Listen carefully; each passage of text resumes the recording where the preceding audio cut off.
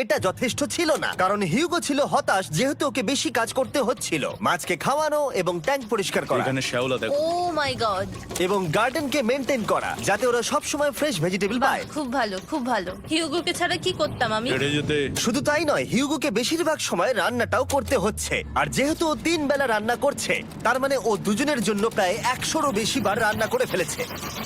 ও মাই god, আমার মনে হচ্ছে তুমি আমার পার্সোনাল শেফ। এইভাবে আমাকে অপমান করো না। আর যখন ওদের দুজনের মধ্যে টেনশন বেড়েই চলেছিল তখন আমার 40 দিনের অফার ওদের টেনশনকে আরো বাড়িয়ে দিল। কিন্তু বাংকারে যাওয়ার আগে সাকারকে নিয়ে আসা হোক। নোলেন?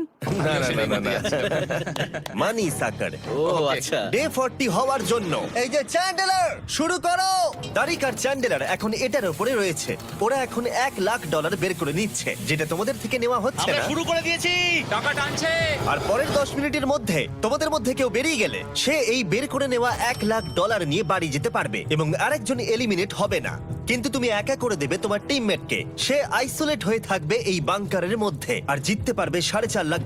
তোমাদের মধ্যে কেউ বেরোতে চাইলে বেরিয়ে যেতে পারো। আমার মনে হয় আমার বেরিয়ে যাওয়া উচিত। আমি এখানে সবটা করি, আমি রান্না করি, আমি গাছগুলো মেনটেন করি, এমনকি গিটার বাজিয়ে তোমাকে এন্টারটেনও করি। আমার মনে হয় আমার বেরিয়ে না, যাওয়া তুমি এটা উচিত। করতে পারো না। আমার মনে হয় বেরিয়ে যাওয়া উচিত।